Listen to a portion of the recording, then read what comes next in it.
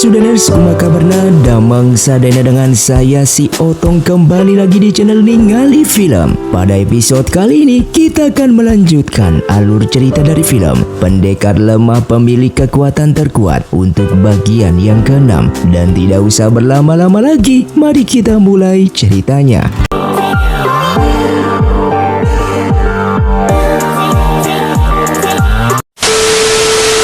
Film pun dilanjutkan dengan diperlihatkannya Xiang Yi yang sudah terbangun dan Fang Bing langsung mempertanyakan banyak pertanyaan kepadanya, yang apakah Xiang Yi membunuh San Gudao menggunakan pedang besi tersebut. Xiang Yi yang mendengarnya pun sangatlah terkejut karena ia juga baru tahu pedang miliknya itu terbuat dari besi. Diceritakan pedang besi tersebut pemberian dari San Gudao, dan saat itu Xiang Yi tidak mengetahui asal-usul dari bahan dasar dari pedang tersebut.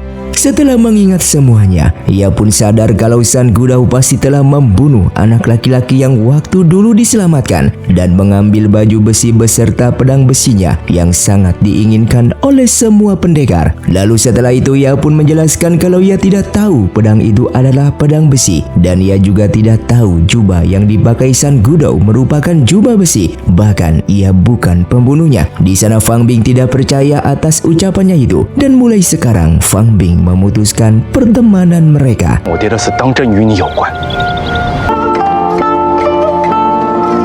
Di tempat lain, Chen Er masih menunggu Fei Seng terbangun dari pingsannya. Sesaat pasukan milik Chen Er sudah bersiap di luar, yang apabila ia tiba-tiba diserang. Saat ini Fei Seng sebenarnya sudah mendapatkan seluruh ingatannya, namun ia berpura-pura tidak bisa mengingat apapun. Chen Er yang tertipu langsung mendekatinya dengan mengatakan ia sudah menjaga sekte Jin Yuan untuknya. Lalu pasukan di luar dipanggil masuk ke dalam, dan Chen Er bersama mereka siap mengabdi kepada Fei Seng untuk membangkitkan kembali sekte Jin Yuan.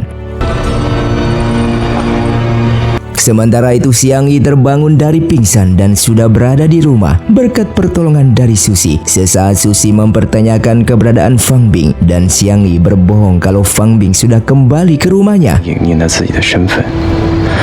Saat sedang makan, Susi mengatakan makanan yang ia bawa berasal dari sekte Wanseng. Saat melihat logo sekte Wanseng, Xiang Yi menyadari di saat masih kecil ia tak sengaja memegang kalung milik San Gudao yang logonya sama persis seperti sekte Wanseng. Ia pun merasa bingung apa hubungan San Gudao dengan sekte Wanseng dan suku Nain kuno.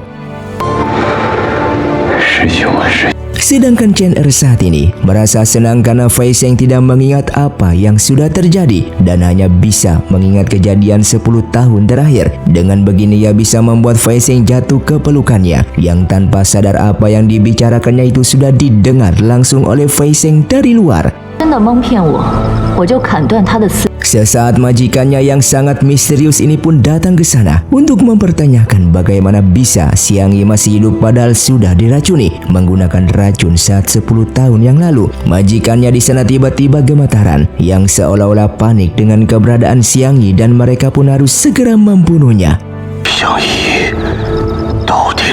Kemudian Fei Seng mengeluarkan pasukan yang dikurung oleh Chen Er. Karena Chen Er berniat mendapatkan senjata ajaib suku Nain, maka mereka harus mengikuti permainannya dan memanfaatkan situasi untuk merebut senjata ajaib tersebut.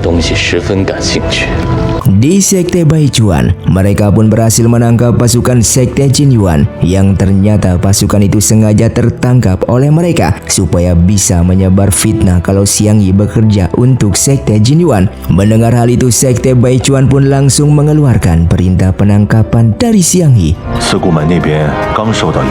Di sini semakin lama tubuh Xiang Yi semakin melemah karena kemarin ia menggunakan tenaga dalamnya yang dapat mempercepat racun di tubuhnya menyebar. Sementara Fang Bing menemui sang biksu, orang yang ia yakini mengetahui identitas dari Xiang Yi. Kedatangannya ke sana untuk membuktikan apakah Xiang Yi pembunuh San Gudao atau bukan. Setelah bertemu, biksu itu tidak bisa menceritakan banyak hal, yang intinya Xiang Yi selama 10 tahun terakhir sudah terkena racun dan hidupnya sebentar lagi akan mati. Sesaat pasukan sekte Baichuan memberikan informasi kalau tabib Xiang Yi saat ini menjadi buronan yang harus ditangkap karena bekerja untuk sekte Jin Yuan. Lalu Fang Bing yang mendengar hal tersebut pun sangatlah terkejut. Kemudian ia pun kembali menemui para pemimpin untuk meluruskan masalah ini yang ia yakini terdapat kesalahan yang tidak mungkin Xiang Yi bekerja untuk sekte Jinyuan karena selama ini ia selalu bersamanya. Ternyata para pemimpin sekte Baijuan sudah mendapatkan bukti kalau Fei Sheng yang sedang menyamar menjadi Fei merupakan Fei Sheng, pemimpin sekte Jinyuan. Sesaat Yun Bi mempertanyakan identitas dari Xiang Yi kepada Fang Bing dikarenakan dia curiga tabib Xiang Yi adalah Xiang Yi. Namun di sini Fang Bing berusaha menutupinya dan menjawab ia tidak tahu apapun. Lalu Fang Bing ditugaskan untuk menangkap Xiang Yi dan dibawa ke sekte Baijuan agar bisa diinterogasi.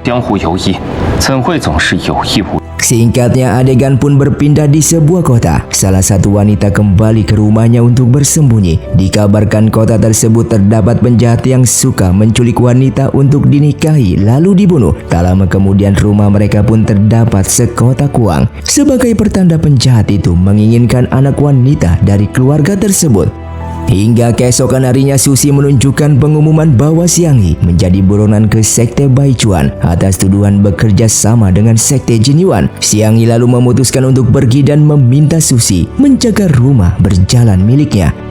Lalu setelah tiba di kota Xiaoyun, Xiang Yi sudah ditunggu oleh Fang Bing yang sudah tahu akan kedatangannya. Xiang Yi lalu diseret untuk dibawa kembali ke sekte Baijuan. Namun Xiang Yi memohon agar Fang Bing tidak melakukan hal tersebut dikarenakan ia datang ke kota Xiaoyun bukan untuk kabur, melainkan mencari keluarga bangsawan yaitu Ling Kun supaya bisa mendapatkan potongan giok. Sebagai gantinya ia siap membantu Fang Bing untuk menyelidiki kasus penculikan wanita yang dilakukan oleh penjahat misterius. Namun Fang Bing menolak bekerja sama dengannya lagi karena Fang Bing sudah tidak mempercayainya lagi, sehingga terpaksa Xiang Yi melempar bubuk ke arahnya dan segera pergi dari sana. Lalu ia pun singgah ke sebuah kedai untuk makan sambil bertanya rumah bangsawan Ling Kun, yang membuat pemilik kedai langsung terkejut dan berbohong kalau ia tidak mengetahuinya. Merasa ada kejanggalan, Xiang Yi pun menyadari pasti ada yang tidak beres. Sementara itu pasukan dari kota Xiaoyun memberikan informasi kepada Fang Bing kalau penjahat penculik wanita memiliki ciri-ciri badannya besar. Saat keluar ia tak sengaja bertemu dengan ibunya di kota tersebut dan sang ibu lalu membawanya ke suatu tempat yang ternyata ia membeli sebuah rumah yang nantinya dijadikan tempat bisnis keluarga mereka. Tak lama kemudian, Xiang Yi pun datang ke sana yang membuat Fang Bing menjadi marah dan hendak menangkapnya kembali. Namun hal itu segera dicegah oleh sang ibu, dan ibunya Fang Bing memang mengundang Xiang Yi datang ke sini. Hal itu juga bukan tanpa alasan. Dan sang ibu lalu membisikkan ia merencanakan untuk menjodohkan Xiang Yi dengan bibinya itu. Bagaimanapun juga Fang Bing seharusnya tahu bibinya itu sangatlah menyukai Xiang Yi. Saat sedang makan, Fang Bing terus saja mendesak ibunya membiarkan ia menangkap Xiang Yi, yang seketika telinga Fang Bing langsung dijewer karena selama Xiang Yi berada di rumahnya tidak boleh satupun orang yang menangkapnya, apalagi sekte Baijuan. Lalu setelah itu Fang Bing bersama Xiang Yi jalan-jalan melihat area rumah tersebut dan terlihat belakang rumah sangatlah hancur berantakan. Di sana Xiang Yi melihat sebuah papan nama yang tergeletak di tanah yang tertulis nama Ling Kun. Dari sinilah Fang Bing menyadari kalau rumah yang dibeli oleh ibunya milik bangsawan Ling Kun, orang yang mereka cari. Menurut cerita dari salah satu pelayan tadi, bangsawan Ling Kun dibunuh oleh istri beserta selingkuhan istrinya. Namun hal tersebut terasa aneh karena menurut informasi, Ling Kun memiliki ilmu bela diri yang sangatlah tinggi. Xiang Yi kemudian mengajaknya bekerja sama untuk menyelidiki kasus ini, yang mungkin saja kasus kematian Ling Kun ada kaitannya dengan kasus penculikan wanita yang dilakukan oleh penjahat misterius. Namun tetap saja Fang Bing menolak dan ia tidak mau bekerja sama dengannya lagi. Xiang Yi lalu diserahkan kepada pemimpin sekte Baijuan yang sudah menunggu di luar. Lalu di sana Sui bersama Yun Bi mencoba menginterogasinya, dan sesaat mereka sangatlah tidak asing dengan wajahnya yang mirip seperti seseorang yang mereka kenal. Sementara itu Fang Bing hendak diajak oleh ibunya pulang ke rumah karena ia akan menikah dengan sang putri anak sang kaisar. Namun Fang Bing menolak karena ia belum bisa menikah sekarang. Dan sesaat pelayan membawakan sebuah kotak berisikan uang yang ditemukan tepat di depan rumah baru mereka. Fang Bing yang menyadari itulah dari penjahat misterius yang menargetkan salah satu wanita dari rumah mereka. Di malam harinya, Fang Bing mengutus seluruh pasukan untuk berjaga dan menjaga para wanita di rumah mereka karena takut penjahat misterius akan menculik para wanita dan ibunya malam ini. Terlihat sang ibu justru dengan santai meremehkan penjahat misterius tersebut yang apabila benar-benar datang, ia sendiri yang akan menghadapinya dengan meminta Fang Bing untuk tidak usah terlalu khawatir. Baru saja ibu Fang Bing kembali ke kamar, para penjaga langsung dilumpuhkan oleh seseorang. Sang ibu yang sadar ada yang datang segera melempar bom peledak, namun tiba-tiba ia sudah lebih dulu dibuat pingsan. Fang Bing yang mengetahui ibunya sudah diculik, kemudian segera mengejar penculik tersebut. Berita tentang penculikan itu telah terdengar ke telinga pemimpin sekte Baichuan. Lalu Yunbi segera mengecek keberadaan Xiang Yi di kamar dan mendapati sudah tidak berada di sana. Terlihat Xiang Yi juga turut membantu mengejar, yang ternyata terdapat dua orang yang membuatnya gagal untuk menyelamatkan ibunya Fang Bing. Saat mengejar, ia melihat sebuah lubang. Ia pun melemparkan batu kerikil untuk memastikan kedalamannya, dan kemudian ia pun segera masuk ke dalam. Setelah berada di dalam sebuah goa, Fang Bing juga berada di sana dan ia pun menghampirinya sambil mengatakan yang menculik ibunya itu terdapat dua orang yang menggunakan pakaian yang sama. Mereka pun menelusuri goa tersebut dan tak sengaja menemukan pintu yang ditutup menggunakan batu. Dan setelah dihancurkan, mereka pun masuk ke dalam. Terlihat terdapat gelas bahkan tempat tidur yang berisikan air. Seperti ada seseorang yang tinggal di tempat tersebut. Xiang Yi pun menyimpulkan orang yang tinggal di tempat ini pasti tubuhnya keracunan dan selalu membutuhkan air supaya bisa menekan racun tersebut. Semakin masuk ke dalam, mereka pun menemukan tengkorak manusia yang bisa dipastikan itu adalah bangsawan Lingkun, orang yang mereka cari saat ini. Keesokan harinya Xiang Yi menemukan pria yang sedang memanjatkan doa untuk kekasihnya. Diceritakan kekasihnya juga diculik oleh penjahat misterius dan setelah itu ditemukan tewas terbunuh dekat sungai. Setelah bertanya kepadanya, Xiang Yi mendapatkan informasi keberadaan mayat wanita korban yang diculik oleh penjahat misterius itu. Setelah melihat dan mengecek wanita yang menjadi korban saat ini, ia pun menemukan bekas telapak tangan yang pada akhirnya ia tahu siapa penjahat misterius tersebut. Sementara di tempat lain, ibu Fang Bing melihat wajah si penculik yang ternyata orang yang menjual rumah yang dibeli olehnya dan pria ini bernama Su. Tak lama kemudian Xiang Yi pun datang ke sana untuk menghentikan tindakannya itu. Setelah berhasil dikalahkan, Fang Bing juga datang ke sana. Ia sudah tahu alasan Su menculik para wanita selama ini, yaitu supaya bisa menyerap energi mereka. Karena Su memiliki racun di tubuhnya yang sulit untuk disembuhkan. Karena sudah terjebak, Su pun kabur dari sana. Namun aksinya berhasil dihentikan oleh kedua pemimpin sekte Baichuan. Xiang yang melihat itu menjadi kesal dan memilih pergi sebelum dirinya pun kembali ditangkap.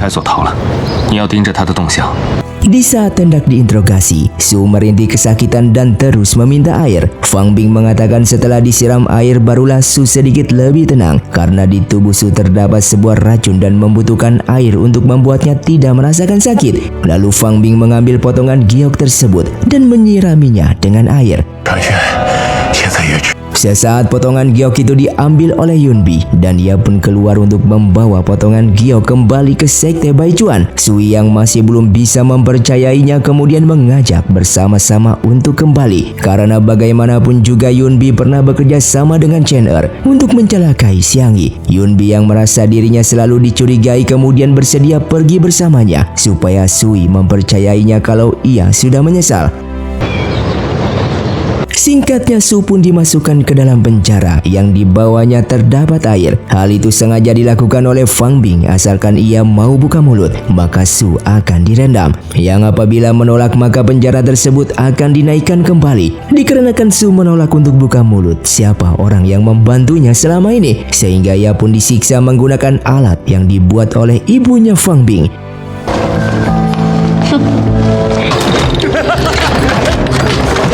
你还跟我装上视死如归了。 Sementara itu, Xiang Yi sudah lebih dulu menemukan orang yang membantu Su yang menculik para wanita selama ini yang menyamar menjadi seorang biksu. Kemudian penjahat itu yang sudah tertangkap basah menceritakan kejadian di masa lalunya kalau Su merupakan adiknya dan sebenarnya tubuh mereka bersatu sejak lahir. Saat itu ia memiliki tugas dari Sekte Jin Yuan atas perintah dari Chen Er untuk mendapatkan potongan giok dari tangan bangsawan Ling Kun. Namun Ling Kun sudah tahu niat mereka berdua sehingga mereka berdua pun dimasukkan ke dalam penjara goa dan Ling Kun memasukkan sebuah racun ke dalam tubuh Su.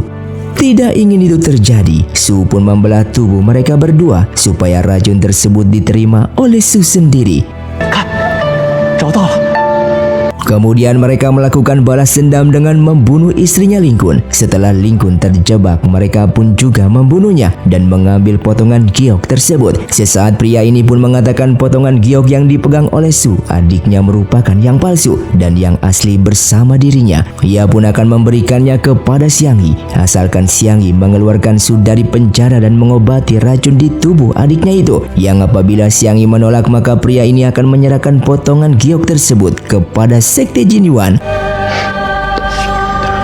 Xiang Yi lalu pergi menemui Fang Bing dan berpura-pura menyerahkan dirinya untuk ditangkap. Saat ini ia memiliki sebuah rencana dalam membebaskan Su dari penjara dan sangat terpaksa memanfaatkan situasi saat ini. Kemudian Fang Bing membawanya masuk ke dalam gudang dan tinggal di sana untuk sementara waktu sambil menunggu para pemimpin Sekte Baichuan datang menjemputnya.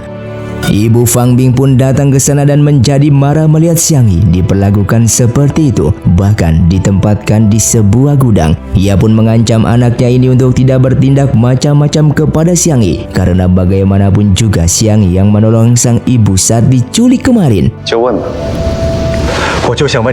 Di malam harinya, racun di tubuh Xiang Yi semakin lama semakin parah. Efek yang dirasakan tubuhnya mulai kedinginan. Dan Fang Bing yang melihat hal itu menjadi sangat khawatir. Ia pun menyiapkan selimut dan air panas. Hingga di pagi harinya Fang Bing terus menjaganya dan dari sinilah ia sadar kalau Xiang Yi selama ini tidak menipunya. Dikarenakan ia kira sebelumnya Xiang Yi berpura-pura lemah saja, namun ternyata benar-benar lemah akibat keracunan dan karena hal tersebut membuat Fang Bing sedikit merasa bersalah.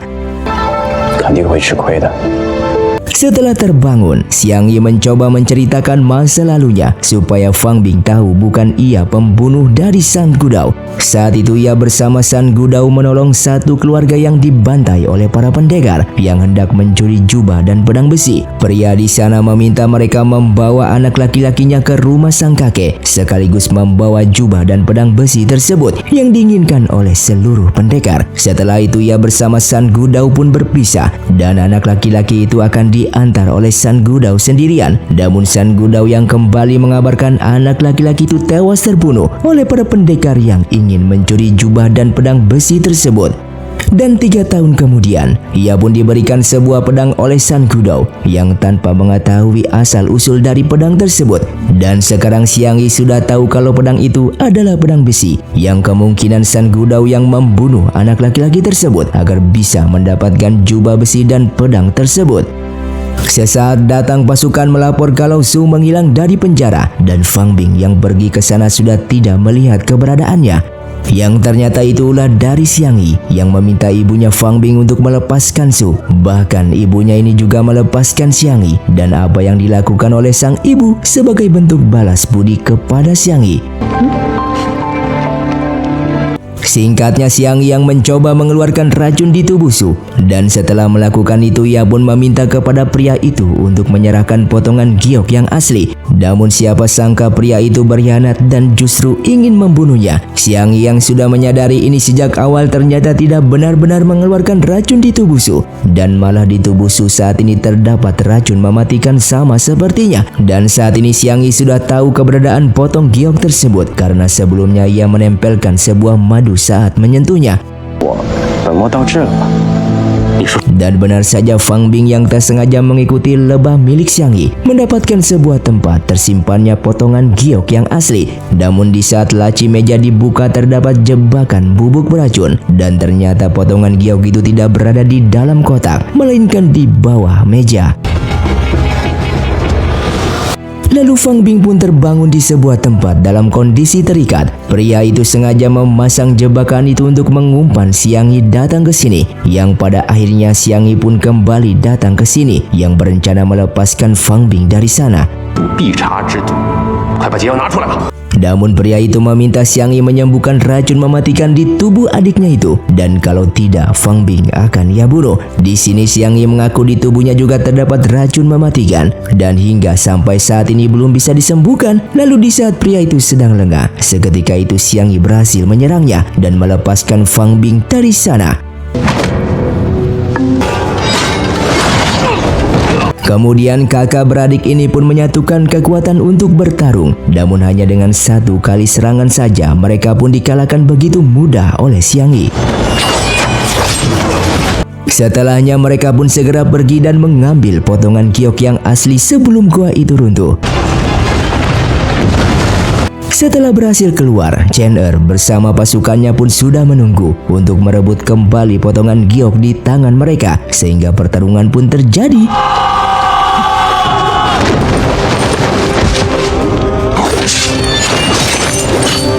Tentu saja Fang Bing kewalahan melawan mereka, dan ia pun melempar potongan giok tersebut dengan mengatakan siapapun yang ingin melukai Xiang Yi maka akan ia bunuh. Beruntungnya sang ibu bersama pasukan sekte Baichuan pun datang tepat waktu, dan Chen Er yang melihat hal itu pun memilih mundur dari sana. Kemudian Yun Bi, pemimpin sekte Baichuan, meminta Fang Bing memberikan Xiang Yi kepada mereka. Namun Fang Bing menolaknya. Bahkan ia memutuskan untuk keluar dari sekte Baichuan. Dan mulai sekarang siapapun yang ingin melukai Xiang Yi harus berhadapan dengannya. Setelah berada di rumah, racun di tubuh Xiang Yi sudah hampir menyebar ke otaknya. Bahkan untuk berjalan saja sudah tidak mampu. Fang Bing yang memberikannya air hangat, yang seketika Xiang Yi pun muntah darah. Di tempat lain, Sui menemui Xiao Xijin, pemimpin sekte Sigu saat ini. Ia mengatakan tabib Xiang Yi tidak terbukti bekerja sama untuk sekte Jin Yuan karena Xiang Yi hampir saja dibunuh oleh sekte tersebut, sehingga ia mau mereka tidak usah menangkapnya lagi. Sedangkan Fang Bing membawa Xiang Yi ke rumah Guan untuk diobati. Setelah diperiksa, Guan mengatakan Xiang Yi kemungkinan hanya bisa bertahan selama 1 bulan lagi karena racun di tubuhnya itu sudah menyebar sampai ke otak dan tidak ada obat yang bisa menyembuhkannya. Lalu sesaat ia teringat ada satu orang tabib yang sangatlah hebat yang bernama Tabib Qin yang tinggal di Gunung Yun, dan ia pun menyuruh Fang Bing membawa Xiang Yi pergi ke sana. Di tempat lain, Yun Bi ternyata masih berhubungan dengan Chen Er. Ia bahkan memberikan peta penjara sekte Baichuan yang dimana Chen Er berniat melepaskan seluruh pasukannya yang dipenjara saat ini dengan janji manis dari Chen Er yang akan hidup bersamanya, membuat Yun Bi termakan janji palsu tersebut.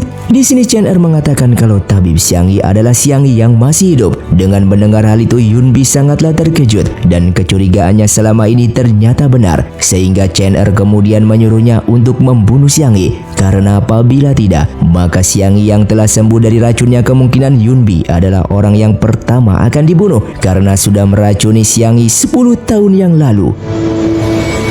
Di saat kembali, Chen Er terkejut melihat Fei Seng menghabisi pasukan miliknya. Di sini Fei Seng sengaja memfitnah Chen Er memiliki hubungan kepada Mingzu dengan bukti giok di sana. Chen Er lalu mengatakan ia tidak memiliki hubungan apapun kepada Mingzu selain hubungan kerja sama saja. Yang saat ini ia ingin membangkitkan senjata ajaib milik suku Nain menggunakan keempat potongan giok, yang apabila berhasil senjata ajaib itu akan diserahkan kepadanya supaya Fei Seng bisa menjadi penguasa di dunia persilatan.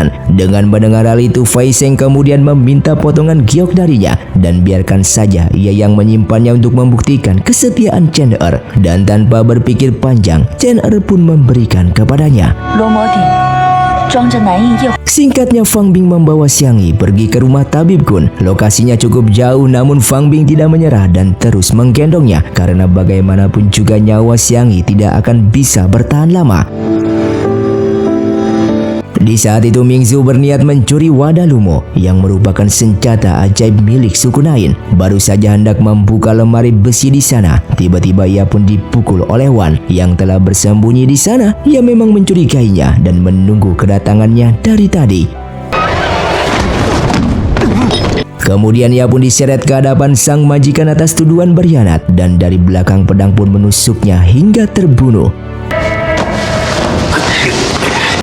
Fei Seng ternyata yang merencanakan semuanya ini dengan mengirim surat mengatasnamakan Chen Er kepada Mingzu untuk mencurinya. Fei Seng berencana menghabisi satu persatu orang kepercayaan dari Chen Er, dan saat ini ia pun berpura-pura bekerja sama dengan sang majikan agar mendapatkan kepercayaannya. Fei Seng akan membantunya untuk mengumpulkan keempat potongan giok saat ini, yang apabila berhasil sang majikan juga harus membantunya membuat sekte Jinyuan miliknya menjadi sekte terkuat.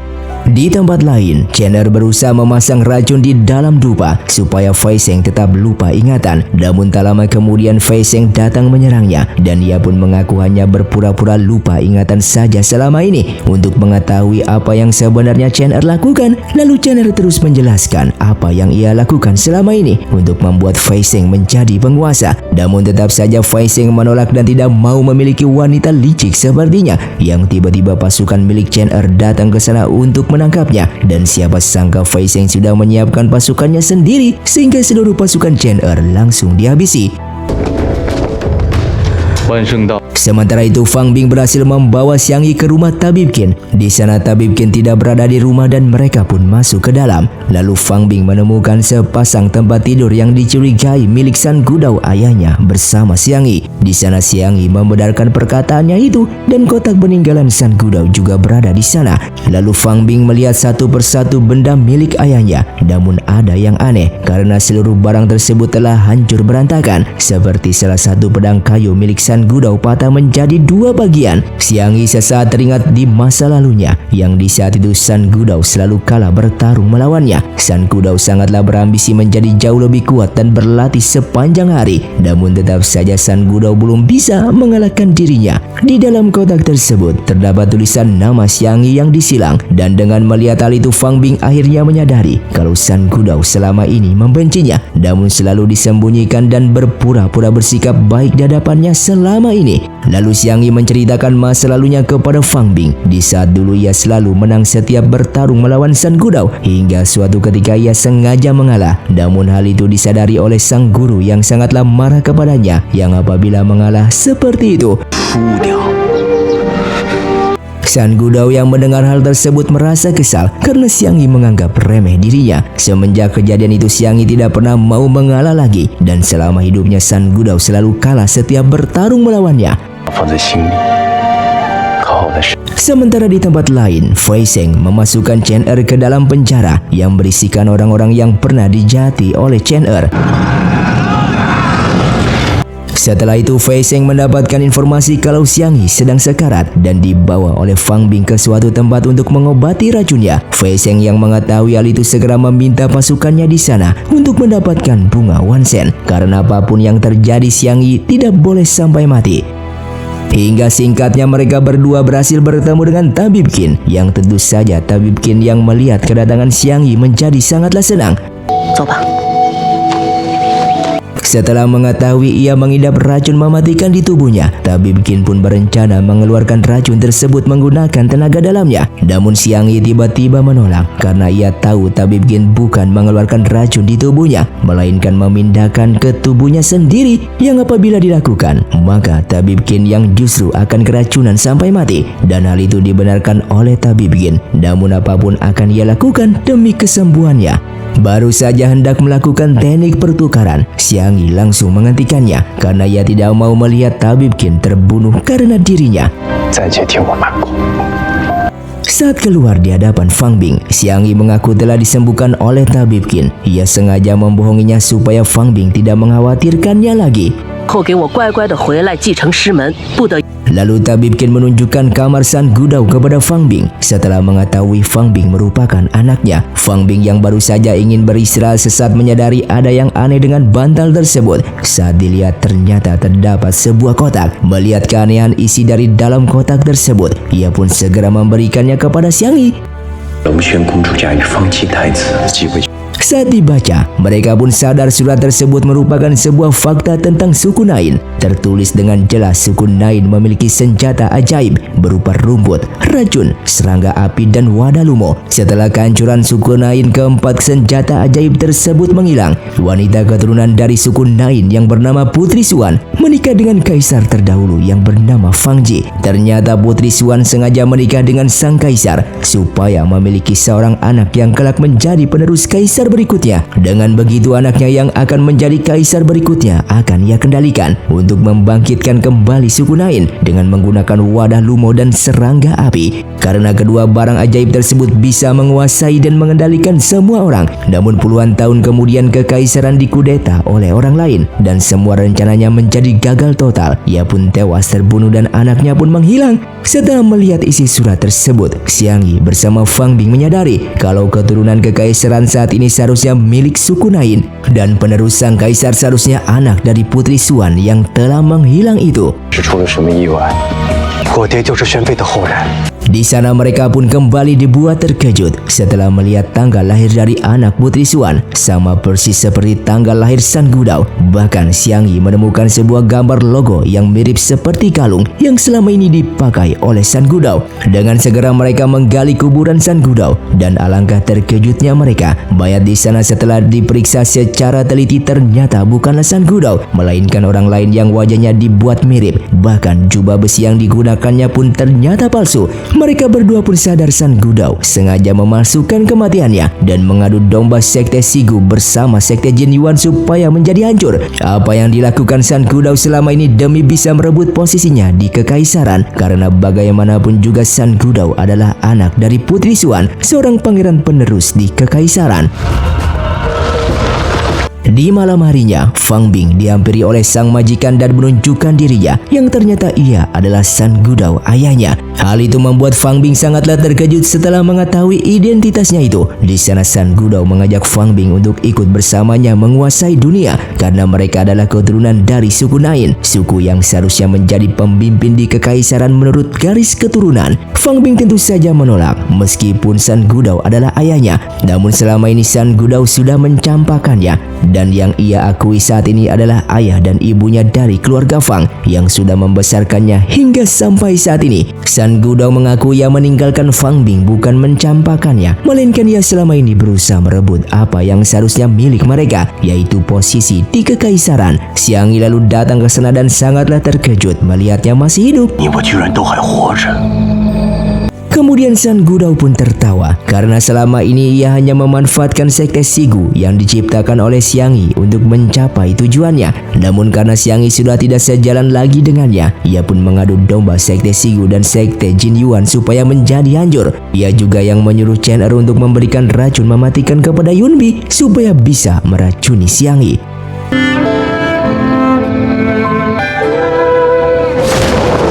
Dan film pun bersambung. Terima kasih untuk kalian yang sudah menonton video ini sampai habis dan sampai jumpa di video selanjutnya. Saya pamit ulang dari Ningali Film. Saya undur diri dan salam Sundaners.